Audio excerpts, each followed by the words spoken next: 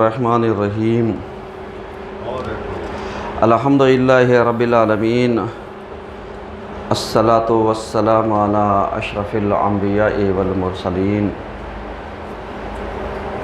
اما بعد فقد قال رسول اللہ صلی اللہ علیہ وآلہ وسلم الا اخبرکم بشیء ان انتم فعلتموه تباعد الشیطان منکم کما تباعد المشرق من المغرب قالوا بلى یا رسول اللہ قال الصوم يسود وجهه والصدقة تكسر زهره والحب في الله والمواظرة على العمل الصالح صلوات محمد علیہ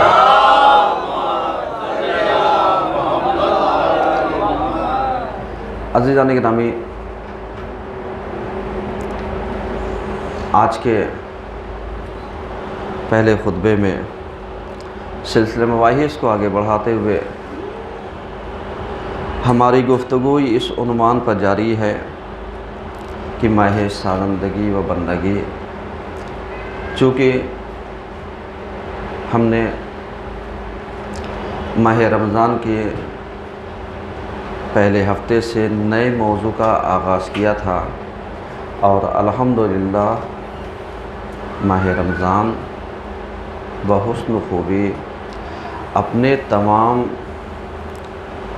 فضیلت اور شرف کے ساتھ یہ رخصت ہوا. اس کے بعد کا مہینہ وہی کہ جو معلوم دیا کہ ماہ شوال آتا ہے اور ماہ شوال چند مناسبتیں اپنے اندر لیے ہوئے ہے. تو بہرحال جو ہمارا موضوع چل رہا تھا اور چل رہا ہے اسی پر گفتگو جاری رہے گی کہ ماہ سازندگی و ماہ بندگی. حضور والا اس مہینے میں ہم نے کیا سیکھا، کیا نہیں سیکھا، کیا سیکھنا چاہتے ہیں، کیا نہیں سیکھنا چاہتے، کیا کرنا چاہتے ہیں اور کیا نہیں کیا، ہم نے کون سے عمل انجام دیے اور کون سے عمل انجام نہیں دیے، ہم کو کون سے عمل انجام دینا چاہیے تھا اور کون سے عمل ہم سے چھوٹ گیا. کیونکہ ایک مہینہ جو ہم نے معنویات اور روحانیات میں گزارا تو ہم نے اس مہینے سے کچھ برکتیں اپنے وجود میں اتاری یا نہیں اتاری، اس کے کچھ فیوز اور برکات ہمارے وجود میں مجسم ہوئے یا مجسم نہیں ہوئے، اس کا اثر ہمارے وجود میں اترا یا نہیں اترا. کیونکہ ماہ سازندگی اور ماہ بندگی میں ہم نے کچھ چیزیں سیکھیں یا کچھ چیزیں نہیں سیکھیں.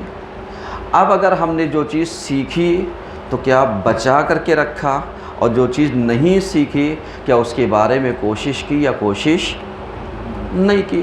یہ اپنی جگہ پر ایک سوالیہ نشان ہے جو ہم سب کو اکساتا رہتا ہے، جو ہم سب کو بتاتا رہتا ہے کہ کیا کرنا ہے، کیا نہیں کرنا ہے، کیا ہونا چاہیے، کیا نہیں ہونا چاہیے، کس طریقے سے اس ماہ سے ہم فائدہ اٹھانے کے بعد آگے کی زندگی کو کس طریقے سے بتائیں گے، کس طریقے سے نہیں بتائیں گے. یہ سارے سوالات اپنی جگہ پر موجود ہیں، لیکن جو ایک اہم سوال ہمارے لیے ہے وہ یہی کہ ہم نے اس ماہ سے کون سی چیزیں اپنے اندر اتاری.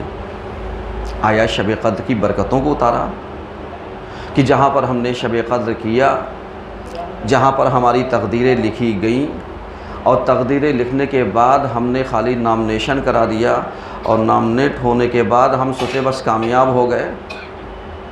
یہ ایک سوال ہے جو ہر کسی سے ہونا چاہیے، کیونکہ جو میرا موضوع چل رہا ہے وہ ماہ سازندگی اور ماہ بندگی ہے اور اسی پر ہماری گفتگو چلتی رہے گی. تو ماہ سازندگی ہم نے گزار دیا، ماہ بندگی کوئی ضروری نہیں ہے کہ وہ صرف ایک ہی مہینہ ہو. ماہ سازندگی کوئی ضروری نہیں ہے کہ وہ صرف ایک ہی مہینہ ہو.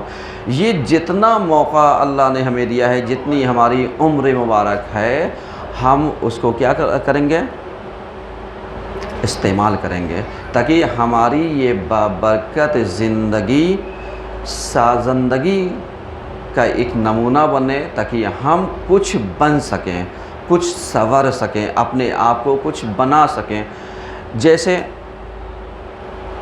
کبھی کبھی آپ دیکھیے کہ اللہ نے انسان کو بہت اچھا پیدا کیا ہے. فتبارک اللہ احسن الخالقین. اللہ نے خلقت کرنے کے بعد کہا کتنا اچھا پیدا کیا اللہ نے انسان کو، لیکن یہ انسان اگر اجڑا رہے، گندا رہے، میلا کچیلا رہے، معلوم دیا پھٹے اٹے کپڑے، میلے کپڑے پہنے رہے، تو آپ بتائیے کیا اللہ کی خلاقیت کے اوپر کوئی سوالیہ نشان لگ جائے گا؟ نہیں. اللہ نے تو صاف ستھرا پیدا کیا تھا، لیکن یہ ہم ہے کہ نہ نہائے تو میری غلطی، نہ صاف ہو میری غلطی، نہ اچھے کپڑے پہنے میں، کیا یہ بھی اللہ کی غلطی ہوگی؟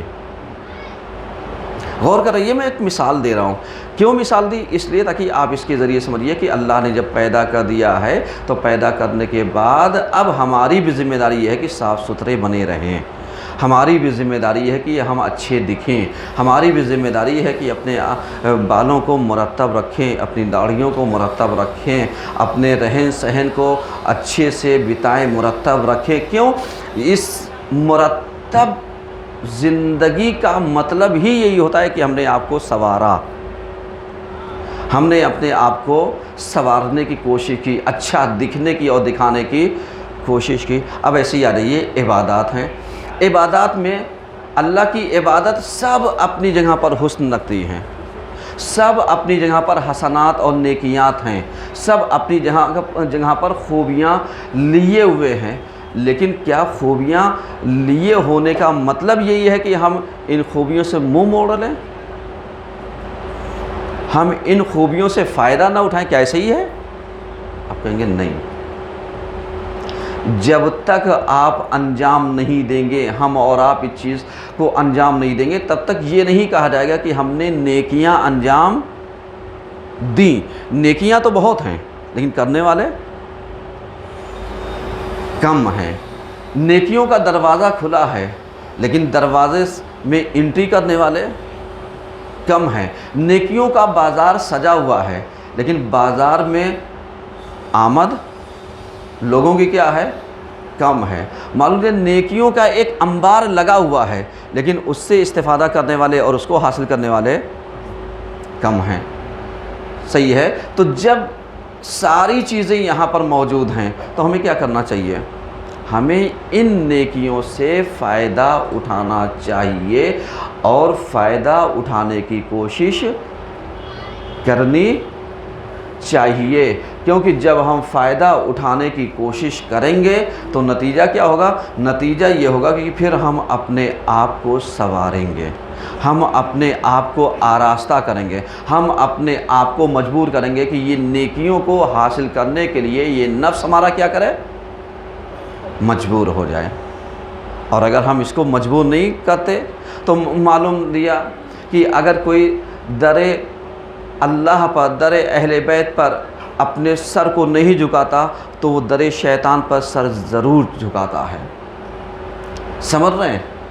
اگر کوئی حق کی راہ میں اپنی جبین کو، اپنی پیشانی کو نہیں رکھتا ہے تو یقیناً وہ باطل کے راستوں کا علمبردار اور پرچمدار بن جاتا ہے. یہ المیہ ہے آج ہمارے سماج کا. تو کہنے کا مطلب کیا ہے؟ کہنے کا مطلب یہی ہے کہ جب تک ہم نہ نیکیوں کو حاصل کرنے کی کوشش کریں گے نیکیاں نہیں ملیں گے. جب تک ہم برائیوں سے دوری اختیار نہیں کریں گے برائیوں سے ہمارا ساتھ نہیں چھوٹنے والا ہے. تو اب جب آج کے دور میں نیکیاں زیادہ ہیں، انجام دینے والے کم ہیں، تو ہمیں نیکیوں کو کہاں تلاشنا ہے؟ کبھی کبھی آپ دیکھیے سوشل میڈیا میں بہت اچھی اچھی کبھی کبھی تصاویریں، کبھی اس کے جملات، کبھی کبھی فکریں بہت اچھی آ جاتی ہیں. مثلا ہم یہاں سے بالفرض جوگی پورہ یا رتلام جائیں، حسین ٹیکری چادر چڑھانے کے لیے، مثال دے رہا ہوں، کسی پر کوئی کمنٹ نہیں ہے، چادر چڑھانے کے لیے۔ اب چادر چڑھانے کے لیے تو ہم جا رہے ہیں، لیکن جانے آنے کا خرچہ کتنا ہے، چادر کا خرچہ کتنا ہے، وہاں ہمارے رکنے ٹھہرنے کھانے پینے کا خرچہ کتنا ہے، اور وہیں پر ہمارے بغل میں ایک پڑوس بھوکا مر رہا ہے۔ تو یہ جو ہم دور گئے ہیں چادر چڑھانے کے لیے، کیا یہ صحیح ہے؟ اب بتائیے نیکیاں کہاں تھیں اور ہم نے تلاشا کہاں؟ کیونکہ ہم نے مزاج بنا لیا کہ نیکیاں لوگوں کے ساتھ اٹھنے بیٹھنے میں نہیں ہے، کٹ آف ہو جانے میں ہے، لوگوں کے ساتھ مدارات کرنے میں نیکیاں ہیں، لوگوں سے دوری بنانے میں نیکیاں نہیں ہیں۔ آپ پلٹ کر کے ذرا سا غور و فکر کیجئے، کتنے لوگوں نے لوگوں کے ساتھ ہمدردی، رحم دلی، صلہ رحمی، ان چیزوں کے ساتھ رہن سہن کیا، یا اٹھے بیٹھے یا کوئی ایسا کام کیا؟ نہیں۔ کیوں نہیں کیا؟ کیوں؟ اس لیے کہ ان کی نظر میں نیکیاں یہ نہیں تھیں، نیکیاں وہ ہیں۔ انہوں نے غریب کی مدد کرنا نیکیاں نہیں سمجھا، غریب کو کھانا کھلانا نیکیاں نہیں سمجھا۔ ایک اور میں مثال دیتا ہوں اسی طریقے سے، جیسے رمضان میں مولوی مولانا کی دعوت واجبات میں ہے، مستحبات میں ہے، مکروہات میں ہے؟ نہیں، آپ کی حسن نیت پر ہے۔ صحیح ہے، کھانا کھلانا مستحب کام ہے، اچھی بات ہے، لیکن کب؟ جب آپ کے رشتہ دار، عزیز و قریب، عزیز پڑوس والے بھوکے نہ ہوں۔ لیکن معلوم لیا ہم نے مولوی کا انتظام تو کیا، مولوی آ رہا ہے، اس کے ساتھ 2 آدمی 4 آدمی، ہم نے کھانا بنوایا 20 آدمی کا۔ ایسے لگتا ہے جیسے مولوی خود 20 آدمی کھانا کھا لے گا، وہ بھی رمضان میں۔ رمضان ہو چاہے غیر رمضان ہو، سمجھ رہے ہیں؟ یعنی ان سے اثر نہیں ہوتا، ان سے اثر نہیں پڑتا۔ کیوں؟ اس لیے کہ رمضان ہو یا غیر رمضان ہو، دعوت اس وقت اہمیت رکھتی ہے کہ جب ہمارے اگل بغل کوئی بھوکا نہ ہو۔ اگر اسے کھانا کھلائیں گے تو مولوی کے کھانا کھلانے سے زیادہ ثواب تمہیں ملے گا۔ لیکن ہم کیا سوچتے ہیں؟ ہم سوچتے ہیں کہ مولوی بلا لیں، نامی گرامی 2-4 لوگوں بلا لیں، کمیٹی سمیتی کے کچھ افراد بلا لیں۔ کہا کیوں؟ کہا اس لیے کہ یہی تو اللہ والے ہیں، اللہ کے بندے علیہ السلام۔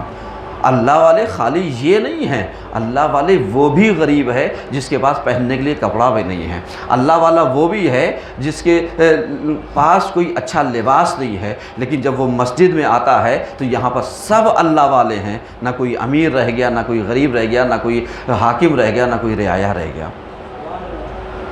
غور کر رہے ہیں؟ یہاں سب برابر۔ لیکن ہم کیا کرتے ہیں؟ ہمارے مزاج میں تو وہی خناس ہے نا۔ معلوم نہیں، اگر پہلی اور دوسری صف میں اگر کوئی آ کر کے بیٹھ گیا، کوئی انجان آدمی، تو ہم سب اس کو اتنی گمبھیرتا سے دیکھتے ہیں کہ وہ بیچارہ سوچتا ہے میں کہیں غلط جگہ پہ تو نہیں آ گیا۔ آپ ذرا سا غور کیجئے، جبکہ بھائی مولوی کی جگہ پکی ہے، مولوی کے پیچھے مکبر کی جگہ پکی ہے، اس کے بعد کسی کی جگہ کوئی پکی نہیں ہے۔ کوئی بھی آ کر کے امیر غریب بیٹھ سکتا ہے، لیکن ہمارے ذہن میں تو یہی ہے کہ اب ہم بیٹھتے ہیں، ہمارے بغل میں فلاں صاحب، فلاں صاحب کے بغل میں فلاں صاحب، ان کے بغل میں وہ صاحب، اور جب یہی پلٹ کر کے اللہ کی طرف جائیں تو کہیں ان کی قبر کے بارے میں ان کی قبر، ان کی قبر کے بارے میں ان کی قبر، ان کی قبر کے بارے کر لو گے تب تو جانے کے لیے تیار نہیں ہوگے، ہے نا؟ سلوات تو پڑھیے کم سے کم۔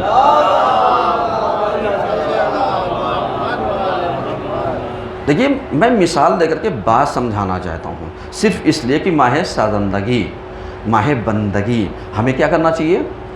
ہمیں خیالات کرنا چاہیے میرے عزیزو، ہمیں ہر چیز سوچنا چاہیے۔ کیوں؟ اس لیے کہ اگر ہم سوچیں گے نہیں اور ہمیں کوئی سوچائے گا نہیں، ہمیں دعوت فکر نہیں دے گا، ہمیں دعوت تفکر نہیں دے گا، تو ہم، اور کچھ لوگ تو اس سے بھی زیادہ ایڈوانس ہیں، کچھ آتے ہیں اسی لیے کہ تم ہمیں چھیڑو تو ہم بھگیں، موقع کی تلاش میں آتے ہیں۔ کچھ آتے ہی ہیں، ان کے اندر اثار ہی نہیں، جذبہ ہی نہیں، قربانی دینے کا وہی نہیں، معلوم نہیں بس تم ہمیں چھیڑو تو ہم بھاگنے لیے تیار ہیں، اور اس کے بعد جا کر پورے شہر میں ڈنڈورا پیٹ دیں گے، فلاں صاحب کی وجہ سے میں مسجد سے بھاگ گیا، فلاں صاحب نے مجھے مسجد سے نکال دیا۔ یہ کیا ہے؟ سمجھ رہے ہیں نا؟ تو مسجد میں آنے کا مطلب یہ ہے کہ غرور، نخوت، تکبر، اپنی رئیسی، اپنی ریاست، اپنی حکومت، اپنا عہدہ، اپنا منصب، اپنا سرنیم سب باہر اتار کر کے یہ فادخلوها آمنین میں آئی ہے. سمجھ رہے ہیں؟ امن و امان کی جگہ پر یہ ساری چیزیں آپ اپنے یہاں چھوڑ کر کے آئیے کہ صاحب میں فلاں ہوں، ہیں اپنی جگہ پر. لوگ احترام سے پیش آتے ہیں، یہ اپنی جگہ پر، وہ ان کا حسن اخلاق. لیکن آپ زبردستی کسی کو مجبور کیجیے صاحب آپ کو کا وہ احترام کرے، تو یہ ہو سکتا ہے؟ نہیں ہو سکتا ہے. اب آپ ذرا سا سمجھیے کہ پیسے کے بل پر ہم کسی سے عزت نہیں خریدوا سکتے، لیکن اخلاق کے بل پر ہم عزت ضرور کروا سکتے ہیں. ایک صلوات پڑھیے سب مل کر کے.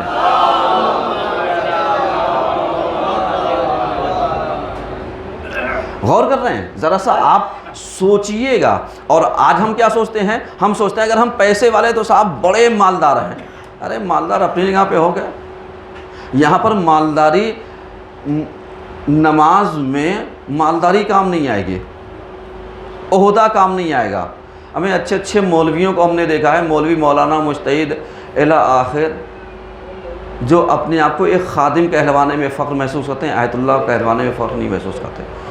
اور جو جاہل ہوتا ہے اس کے نام کے آگے جب تک چند القابات لگاؤ گے نہیں تب تک وہ آگے نہیں آئے گا. کہا کیوں؟ کہا اس لیے تاکہ لوگ جان جائیں یہ فلاں صاحب آ رہے ہیں. فلاں صاحب کے اندر بھی تو کوئی قابلیت ہونی چاہیے، کوئی ایبیلٹی ہونی چاہیے، کوئی صلاحیت ہونی چاہیے، کچھ جذبہ تو ہونا چاہیے، کچھ کرنے کی سکت ہونی چاہیے. یا بس ایسے ہی فلاں صاحب آ جائیں آگے؟ نہیں. اب آپ ذرا سا غور کیجئے گا کہ رسول اللہ سے پوچھا گیا صلی اللہ علیہ وسلم، کیونکہ ہمارے خطبے کا عنوان ہی کون سا ہے؟ ماہ سازندگی اور ماہ بندگی. ذہن میں رکھیے گا، اسی موضوع ذہن میں رہے گا تو میری گفتگو سمجھ میں آئے گی، اور اگر موضوع ذہن میں نہیں رہا تو گفتگو سمجھ میں نہیں آئے گی. اب آپ ذرا سا، پیغمبر سے سوال کیا گیا، یا رسول اللہ ایک آدمی ہے جو خوب نمازیں پڑھتا ہے، خوب روزے رکھتا ہے، خوب زکوٰۃ و خیرات نکالتا ہے، لیکن اس کا اخلاق بہت برا ہے، بد اخلاق ہے. وہ اپنے پڑوسیوں سے لڑتی رہتی ہے وہ بڑھیا. اب آپ بتائیے اس کے بارے میں آپ کا کیا حکم ہے؟ پیغمبر نے جواب دیا یہ جہنم میں جائے گی. پیغمبر نے جواب دیا یہ جہنم میں جائے گی. اب آپ ذرا سا، میں آپ سے سوال کرتا ہوں، آپ کی نماز کہاں گئی؟ آپ کا روزہ کہاں گیا؟ آپ کا حج اور زکوٰۃ اور خمس نکالا ہوا یہ کہاں گیا؟ آپ کی پیسے اور دولت کہاں گئی؟ آپ کی یہ شہرت اور عہدہ کہاں گیا؟ یہ آپ کا جو ٹائٹل اور سرنیم تھا یہ کہاں گیا؟ اس کا مطلب آپ سمجھتے ہیں؟ اس کا مطلب یہ ہے کہ اسلام کا خلاصہ کیجئے تو اسلام کا خلاصہ یہی ہوتا ہے کہ اخلاق میں وہ کشش پائی جاتی ہے کہ تم چاہو تو اپنے اندر پائی جانے والی کمیوں کو اخلاق سے پورا کر سکتے ہو. دولت کے ذریعے پورا نہیں کر سکتے. دولت کے پجاری تو تمہیں اپنی طرف کھینچ سکتے ہیں، لیکن اخلاق کے پجاری تمہیں اپنی پاس بٹھا بھی نہیں سکتے ہیں. ایک صلوات پڑھیے سب مل کر.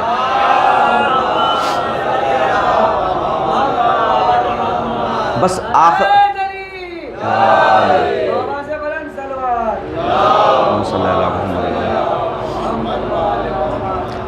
کلام اور اختتام کلام میں پہلے خطبے کے نتیجہ دینا چاہتا ہوں. نتیجہ یعنی یہ جو ایک مہینہ ہم نے اپنے آپ کو عبادت الہی اور اطاعت الہی میں گزارا، ہمیں موقع ملا، خدا کا شکر، اور اگر نہیں ملا تو اس کے لیے استغفار کرو. کیوں؟ اس لیے کہ اللہ کے جو مہمان تھے وہ چلے گئے، اور جو میزبان تھے وہ رہ گئے. ابھی چند دن پہلے میں نے ایک اسٹیٹس اسی پہ لگایا تھا، اگر آپ ذرا سا غور کیجئے اور دیکھیے اسٹیٹس ایک معنی رکھتا ہے. جیسے ہم نے اسٹیٹس کا ترجمہ کیا تھا مائی اسٹیٹس یعنی میری اوقات. اب جتنے بھی لوگ اپنے اسٹیٹس پہ جو لگا لے وہ ان کی اوقات ہے. وہ ان کی قدر و قیمت ہے، ان کی ویلو ہی اتنی ہے جتنا وہ ظاہر کرتے ہیں. سمجھ رہے؟ اس پہ یہی لگایا گیا تھا کہ صاحب مسجد رمضان کے بعد جتنے مہمان تھے وہ چلے گئے اور جتنے میزبان تھے وہ رہ گئے. یعنی 12 مہینے والے نمازی مسجدوں میں 12 مہینے کے رہ گئے، اور جو خالی رمضان کے نمازی تھے وہ کیا ہو گئے؟ چلے گئے. ایک سلوات تو پڑھیے سب مل گئے.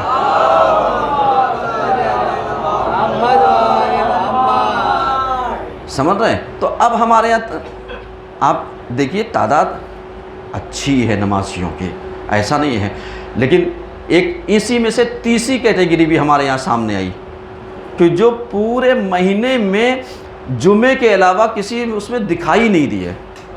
ماہ رمضان پورا گزر گیا، اور کچھ ایسے تو تھے جن کو جمعہ بھی نصیب نہیں ہوا، وہ اسی شان میں رہ گئے کہ میں ہوں، وہ اسی شان میں رہ گئے. لیکن آپ ذرا سا دیکھیے، ماہ رمضان عبادتوں کا مہینہ، الطافوں کا مہینہ، کہ جہاں پر عام دنوں میں سیستانی صاحب سے سوال کیا گیا کہ عام دنوں میں اور مسجد میں جب ہم نماز پڑھتے ہیں اپنے گھر میں تو کیا فرق ہے؟ تو کم سے کم 25 گنا فرق انہوں نے بتایا ہے. یہ کم کی بات کہہ رہا ہوں.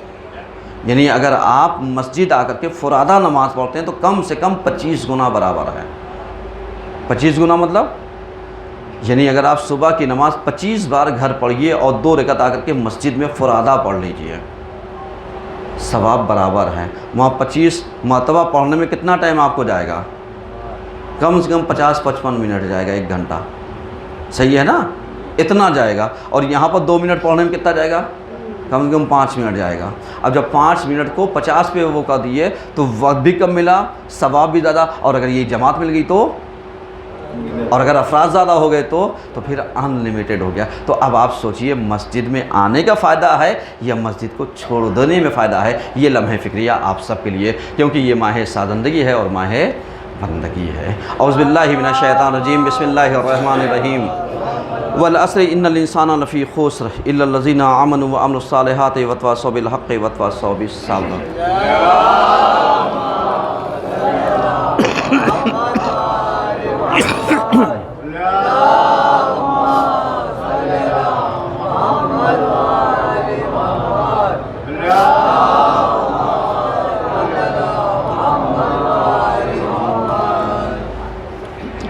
اعوذ باللہ من الشیطان الرجیم، بسم اللہ الرحمن الرحیم. الحمدللہ رب العالمین، الصلاۃ والسلام علی اشرف الانبیاء والمرسلین. اما بعد فقط قال الحسن عسکری علیہ السلام: لیست العبادۃ کثرۃ الصیام والصلاۃ وانما العبادۃ کثرۃ التفکر فی امر اللہ. صلوات محمد علیہ وسلم. عزیزان گرامی، آج کے دوسرے خطبے میں سلسلہ مباحث کو آگے بڑھاتے ہوئے ہماری گفتگو اس عنوان پر جاری ہے کہ حقیقی بندگی کیا ہے. حضور والا، حقیقی بندگی کا مطلب کہ ہمارا رابطہ، ہمارا مرابطہ، ہمارا ربط اور ہمارا مرتبط ہونا اللہ سے کتنا ہے. حقیقی بندگی کا تعلق بندے سے ہے اور بندے کا تعلق خالق سے ہے، اور اسی دونوں کے رابطے کو کیا کہتے ہیں؟ عبودیت، عبدیت، بندگی. صحیح ہے؟ اس چیز کو کہتے ہیں. اب اسی چیز کو ہم دیکھیں گے کہ ہمارا رابطہ اللہ سے کتنا ہے. ایک چھوٹا سا سوال اور اس کا جواب آپ کے پاس حاضر ہے. کسی نے ہمارے امام سے پوچھا، مولا کیسے پتہ چلے، کیسے پتہ چلے گا کہ ہماری نمازیں، ہماری عبادتیں قبول ہو رہی ہیں؟ تو آپ نے بہت پیارا جواب دیا. کہا تم دیکھ لو گناہوں سے کتنا بچے ہو، کہا تم دیکھ لو برائیوں سے کتنا بچے ہو، تم دیکھ لو فضولیات سے کتنا بچے ہو، تم دیکھ لو جا کر کے خطاؤں سے کتنا بچے ہو، بس جتنا تم بچتے چلے جا رہے ہو اللہ اتنا ہی تمہاری عبادت کو قبول کرتا جا رہا ہے۔ اور اس کے بعد امام نے ایک آیت پڑھی، ان الصلاۃ تنہی عن الفحشاء والمنکر، کہ بے شک نماز فحشاء کو، برائیوں کو اور منکرات کو کیا کرتی ہے؟ روکتی ہے اس سے۔ تو اب اگر ہم نماز پڑھ رہے ہیں اور برائیاں کر رہے ہیں تو یہ نماز نہیں، ٹکر ہے یا عادت ہے، یا سمجھ رہے ہیں؟ جو بھی الفاظ آپ استعمال کر لیجئے۔ اور اگر ہم نماز پڑھ رہے ہیں اور برائیوں سے بچ رہے ہیں تو پھر یہ عبادت اللہ کی بارگاہ میں قبول ہوتی جا رہی ہے۔ غور کر رہے ہیں؟ صلی اللہ محمد۔ یعنی یہ عبادت ہماری قبول ہوتی جا رہی ہے، اور جب عبادت اللہ اگر ہماری قبول کرنے پر آ جائے تو کون ذات ہے جو اسے مٹا سکے گا؟ کون ہے جو اسے فنا کر سکے گا؟ کون ہے جو اسے خاک میں یکساں کر سکے گا؟ ہے کوئی ذات؟ کوئی ذات نہیں ہے، کوئی نہیں ہے جو اس کو مٹا سکے، کوئی نہیں ہے جو اسے برباد کر سکے۔ کیوں؟ اس لیے کہ جس کا محافظ خدا ہوتا ہے اس کا کوئی بال بیکا بھی نہیں کر سکتا۔ سمجھ رہے ہیں؟ لیکن اگر جس کا محافظ خدا نہ ہو تو ظاہر سی بات ہے، ہمارے امام سے پھر میں حدیث پیش کر رہا ہوں، ہمارے امام سے پوچھا گیا مولا یہ بتائیے ہمیں کیسے پتہ چلے گا کہ اللہ میرے ساتھ ہے؟ ہمیں کیسے پتہ چلے گا کہ اللہ میرے ساتھ ہے؟ اب آپ ذرا سا توجہ فرمائیے، امام نے کیا کہا؟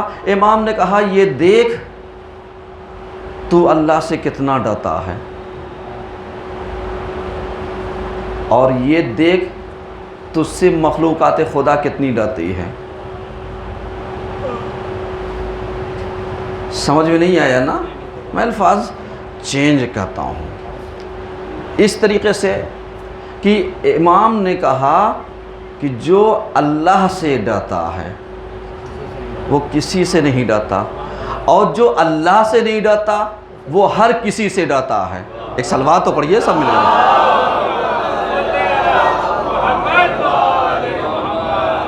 غور کر رہے ہیں؟ یعنی اس سے اچھی عبدیت کی مثال دی جا سکتی ہے، اس سے اچھی بندگی کی مثال دی جا سکتی ہے۔ اب ہم گریبان میں اپنے جھانک کر کے دیکھیں کہ ہم اللہ سے کتنا ڈرتے ہیں، ہم بندوں سے کتنا ڈرتے ہیں۔ کیونکہ جو اللہ سے ڈرتا ہے وہ بندوں سے نہیں ڈرتا، اور جو اللہ سے نہیں ڈرتا وہ بندوں سے ڈرتا ہے۔ اور ظاہر سی بات ہے یہ طاقت آپ جانتے ہیں، ابھی 3 یا 4 دن پہلے سب سنتے تھے کہ امریکہ کے ومان جب ایران پر حملہ کرنا چاہتے تھے، واقع طبس ایران پہ ایک جگہ تھی، تو یہ کب ہوا تھا؟ جب ایرانیوں نے امریکن ایمبیسی پر حملہ کیا اور ان کو بندی بنا لیا، کیونکہ وہ جاسوسی کا ایک اڈا بنا ہوا تھا۔ تو امریکہ نے کیا کرنا چاہا کہ ان کے اوپر ہم یعنی فوجی اٹیک کر کے چھوڑا لیں۔ تو اب آپ سمجھیے تقریباً 8 ہیلی کاپٹر جنگی، ہوائی جہاز جنگی، یہ وہ، اور اس کے بعد یہ آنا چاہ رہے تھے کہ معلوم دیا خمینی صاحب سے پوچھا گیا کہ صاحب آپ کے پاس کوئی تیاری ہے؟ اس نے کہا کچھ نہیں، وہ ہے۔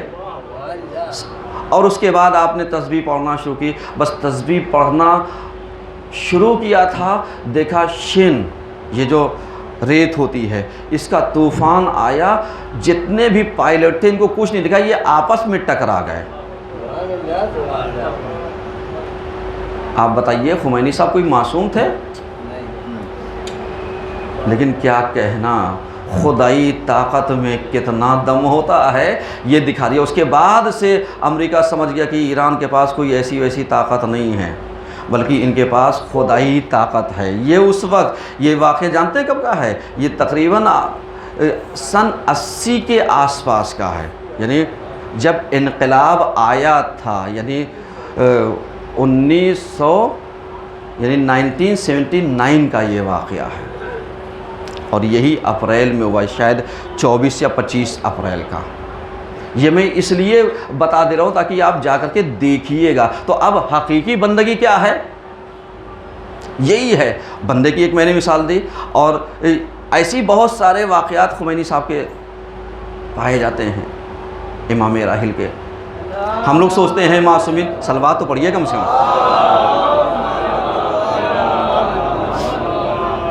نہیں، طاقت ہے، پاور ہے کس کے پاس؟ جو اللہ والا ہوتا ہے، جو اللہ والا ہوتا ہے اس کے پاس طاقت ہوتی ہے۔ اس لیے آپ نے دیکھا ہوگا کبھی کبھی کوئی بابا بھی مل جاتے ہیں، کوئی سادھو سنت بھی مل جاتے ہیں، کوئی معلوم دیا کوئی ہمارے یہاں کوئی روحانی مل جاتا ہے، کوئی مولوی مولانا مل جاتا ہے، جو آپ سے دو بول دیتے ہیں، آپ کا درد ختم ہو جاتا ہے۔ آپ کو کہتے ہیں صاحب جاؤ، اب تمہارے گھر میں پریشانی نہیں ہوگی، معلوم دیا جیسے ہم پریشان تو اس کے بعد پریشانی ختم۔ یہ کیا ہے؟ یہ وہی اللہ والی طاقت ہے۔ تو یہ اللہ والی طاقت کسی مذہب کی ملکیت نہیں ہے، سمجھیے گا آپ اس چیز کو، میں پھر کلیئر کیے دے رہا ہوں۔ یہ کسی مذہب کی ملکیت نہیں ہے۔ جو بھی اپنے آپ کو اللہ کی راہ میں فنا کرنے کے لیے تیار کر دے گا، اس کے اندر خدائی طاقت پیدا ہو جائے گی، اس کے اندر خدائی طاقت آ جائے گی۔ اور جب طاقت آ جائے گی تو ظاہر سی بات ہے، اگر اسی کے ساتھ حقانیت پائی جائے، اسی کے ساتھ ساتھ سچائی پائی جائے، اسی کے ساتھ ساتھ واقعیت پائی جائے، تو کوئی اسے وہ کر سکتا ہے؟ نہیں کر سکتا۔ ورنہ آپ بتائیے 8 شوال سن 1344 ہجری کون سی تاریخ ہے؟ یعنی انہدام جنت البقیع، یوم غم، یوم سیاہ، بلیک ڈے۔ کیوں؟ اس لیے یہ بلیک ڈے کہلاتا ہے کیونکہ وہاں پر کتنی شخصیات مدفون ہیں ہم آپ کو بتا نہیں سکتے، اور کتنوں کے ساتھ ذاتیہ کی گئی یہ بھی ہم نہیں بتا سکتے۔ آج ہمارے ہندوستان میں آپ دیکھیے، کیا واقعی بہت آسانی سے کوئی مزار کوئی توڑ دیتا ہے، ادھر ادھر کر دیتا ہے؟ نہیں، کوئی توڑ دے یا ویسے کر دے، لیکن کسی میں ہمت نہیں ہوتی ہے کہ جو معلوم ہے مزارات کو اور ان چیزوں کو جو نقصانات پہنچا دے۔ ابھی ہمارے یہاں احترام باقی ہے، ہمارے ہندوستان میں یہ چیزیں موجود ہیں، اور یہی وجہ ہے کہ بہت ساری روڈیں اور سڑکیں معلوم دیا اسی مزاروں کی وجہ سے ٹیڑھی بھی ہو گئی، سیدھی نہیں ہو پائی۔ کتنے گلی کوچے ایسے پائے جاتے ہیں جو سیدھے نہیں ہو پائے ہیں۔ کیوں؟ اس لیے کہ یہ اللہ والے ہیں، اور بعض جگہ پر یہ چیزیں پائی جاتی ہیں، بعض ایسے ہی بنا دی گئی، ایسے بھی پائے جاتے ہیں کہ معلوم دیا ہم نے ایک آستھا کے طور پہ سوچا صاحب ہونا چاہیے کچھ، ہم نے گڑھ لیا تو گڑھ لیا۔ جیسے ہمارے یہاں پایا جاتا ہے ہرنی کا مزار، صحیح ہے نا، سنا ہے نا؟ ہے، اب کسی نے بنا لیا تو بنا لیا اپنی جگہ پر۔ تو یہ چیزیں ایک لمحے فکریاں ہیں میرے عزیزوں، لیکن جو شخصیات پائی جاتی ہیں جو جنت البقیع میں ہیں، وہ جانتے کون کون ہیں؟ کیوں ہمیں دکھ ہوتا ہے، کیوں ہمارا کلیجہ پھٹتا ہے، کیوں ہم گری و بکا کرتے ہیں، کیوں ہم اس کے لیے تعمیر کے لیے دعا کرتے ہیں کہ پروردگار عالم جو ہے یعنی جنت البقیع میں روضے کی تعمیر کے اسباب کو فراہم کرتے ہیں، دعا کرتے ہیں۔ کیوں کرتے ہیں؟ اس لیے کرتے ہیں کیونکہ اگر آج کوئی ہمارا گھر مسمار کر دے، ہمیں تکلیف کتنی ہوتی ہے۔ آپ کیوں ادھر ادھر بھاگتے ہیں احتجاج کرنے کے لیے، پروٹیسٹ کرنے کے لیے؟ آپ کی آواز جو پہنچانے کے لیے تیار ہو جائے، ولو کوئی ایک بچہ ہو کیمرہ لے کے کھڑا ہو جائے تو آپ اسے اپنی ردا سناتے ہیں کہ صاحب میرا گھر ڈھا گیا، میرا گھر یہ ہو گیا، میرا گھر ہو گیا۔ اور اگر یہی رسول کی بیٹی کے مزار کو ڈھا دیا کوئی، تو ہم چیخ کر کے نہیں بتائیں گے دنیا والوں کو؟ کیا رسول کسی خاص اس کے لیے آئے تھے؟ غور کر رہے ہیں؟ رسول کی بیٹی، اکلوتی بیٹی وہاں مدفون، اور اس کے مزار کو ڈھا دیا۔ کیوں ڈھایا بھائی؟ جب تم بنا نہیں سکتے تو تمہیں اتارنے یا ڈھانے کا ادھیکار کس نے دیا تھا؟ اور اگر یہی ڈھایا تھا تو جتنے بھی اور مزارات دوسری جگہ پہ پائے جاتے تھے ان کو بھی ڈھا لیتے تھوڑا سا، شیعوں کو چھوڑ کر کے، تب تو نہیں ڈھایا ہے۔ یہ سب ایک لمحے فکریہ ہے، نہ یہ کہ میں کسی کے اس کو جذبات کو ٹھیس پہنچانا چاہتا ہوں، یہ میرے اپنے درد دل ہیں جو پیغمبر کی بیٹی کے لیے غم زدہ ہے، پیغمبر کی بیٹی کے لیے یہ دل رو رہا ہے۔ اور کیوں نہ روئے، کیونکہ جنگ بدر کا پہلا صحابی جو شہید ہوا تھا وہ جانتے کون ہیں؟ وہ عثمان بن مظعون ہیں، عثمان بن مظعون۔ اور اسی کی یاد میں مولا کائنات نے اپنے بیٹے کا نام عثمان رکھا تھا،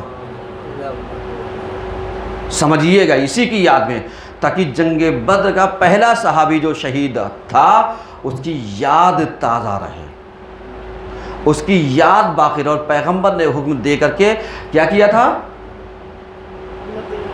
دفن کروایا تھا، لوگوں کو حکم دیا تھا جاؤ زیارت کرو۔ اب جو لوگ کہتے ہیں قبروں کی بھی زیارت کرنا جائز نہیں ہے، جا کر کے وہ اپنی کتابوں کا مطالعہ کریں، اہل غیرے کی کتابوں میں نہ پڑھیں۔ پیغمبر ہمارے لیے آئیڈیل ہے، کوئی اور آئیڈیل نہیں ہے۔ پیغمبر اور آل پیغمبر ہمارے لیے اسوہ حسنہ ہے، کوئی اور نہیں ہے۔ پیغمبر ہمارے لیے نمونہ ہے، کوئی اور نہیں ہے۔ پیغمبر کی بتائی ہوئی باتوں کو ہم سنت کہتے ہیں، پیغمبر کی بتائی ہوئی باتوں کے اوپر عمل کرنے کو ہم سیرت کہتے ہیں، کسی اور کی باتوں کو نہیں کہتے، سمجھ رہے ہیں؟ تو اب پیغمبر نے حکم دیا تھا جاؤ یہاں پر بقی کی زیارت کرو، تو ان کی زیارت کی ان کے حکم کی بنیاد پر کی جاتی تھی۔ تو ہم کون ہوتے ہیں اس کے اوپر پابندیاں لگانے والے؟ اور اب تو خیر اللہ کا شکر ہے کہ یہ راستہ ہموار ہو گیا ہے، یعنی بقی کا دروازہ کھول دیا گیا ہے زائرین کے لیے، تاکہ آپ جائیے۔ یہ جب سے ایران اور سعودیہ کی دوستی ہو گئی ہے اور اس میں بہترین بھومکا نبھائی چائنا نے، تو اس وقت سے آپ دیکھیے مسجد نبوی مولا کائنات کے لیے وہ احادیثیں جو چھپائی جاتی تھی اس کو پیش کیا گیا، یعنی من کنتو مولا فہذا للمولا، یہ حدیث پیش کی گئی۔ اس کا مطلب آپ سمجھتے ہیں، اس کا مطلب یہ ہے کہ حق کبھی چھپتا نہیں ہے، دشمن کی زبان پر بھی ظاہر ہو جاتا ہے۔ تو یہ ساری چیزیں ہیں۔ اب آپ ذرا سا سوچئے، اور اس کے بعد یہ بقی کے دروازے بھی رمضان میں کھلے ہوئے تھے، اب اس وقت کی کنڈیشن اپڈیٹ نہیں پتہ، لیکن رمضان میں کھل گیا تھا تاکہ جو زائرین جانا چاہے جا سکتا ہے۔ تو یہ دوستی رنگ لائے گی۔ اب جب رنگ لائے گی تو ظاہر سی بات ہے بڑی بڑی دوستیوں میں بڑی بڑی دشمنیاں کیا ہوتی ہیں؟ چلی جاتی ہیں۔ اور مشترکہ جو اگر پیغمبر کی بیٹی کے مزار بننے کے اوپر ہم لوگوں نے انٹرنیشنل طور پر اگر دباؤ بنا دیا تو یقیناً شہزادی کا روضہ انشاءاللہ بن کر کے رہے گا۔ ایک صلوات پڑھیے سب مل کر۔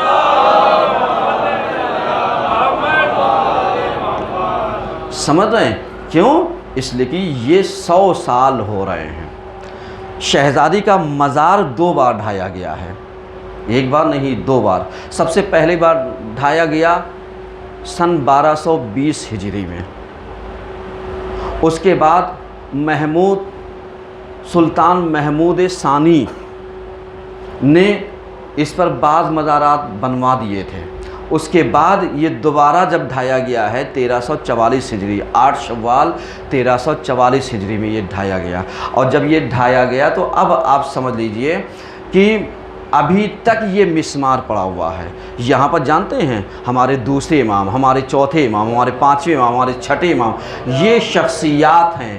یہاں پر جناب جابر ابن عبداللہ انصاری یہاں پر موجود ہیں، یہاں پر اور معلوم لیا خزیمہ ذو شہادتین موجود ہیں، زید بن حارثہ یہاں پر موجود ہیں، یہاں پر پیغمبر کا بیٹا ابراہیم بن محمد یہاں پر مدفون ہے، پیغمبر کے چچا عباس بن عبد المطلب یہاں پر دفن ہے، عقیل ابن ابی طالب یہاں پر دفن ہے، سمجھ رہے ہیں؟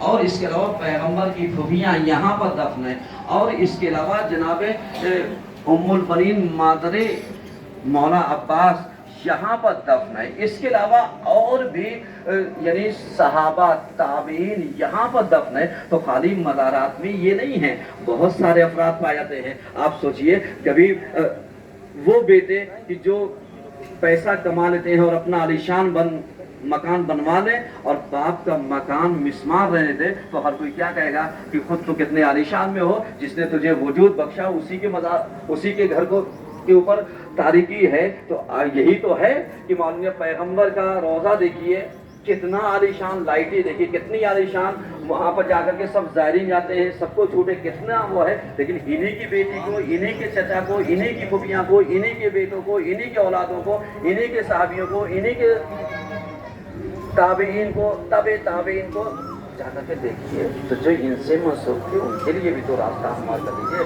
تو انشاءاللہ یعنی ابھی اسی سلسلے میں بعد نماز مجلس ہوگی, آپ حضرات تشریف رکھیے گا. اور یہاں پر یعنی سگنیچر ابھیان چل رہا ہے, وہاں پر باہر کپڑا لگا ہوا ہے, جو نماز پڑھنے آتا جائے وہ اپنے سگنیچر کرتا جائے گا, تاکہ پتہ چل جائے گا کہ شہزادی کے روضہ بننے والوں میں کتنے لوگوں نے حامی بھری ہے, کتنے لوگ تیار تھے. یہ اس بات کا ثبوت رہے گا, اور انشاءاللہ یہ میمورنڈم کے طور پر یہ وہاں تک بھیجا جائے گا, تاکہ ہماری آواز وہاں تک پہنچے. اور وہ دن پھر دور نہیں جس دن انشاءاللہ شہزادی کا روضہ بند کر کے رہے گا. اور انشاءاللہ آج کی حدیث کے ساتھ ٹھیک 8:30 بجے اسی مکتبہ امامیہ پر ہوگی. کثیر تعداد میں تشریف لے کر کے آئیے گا. اعوذ باللہ من الشیطان الرجیم, بسم اللہ الرحمن الرحیم. ان اللہ و ملائکتہ یصلون علی النبی یا ایھا الذین آمنوا صلوا علیہ وسلموا تسلیما.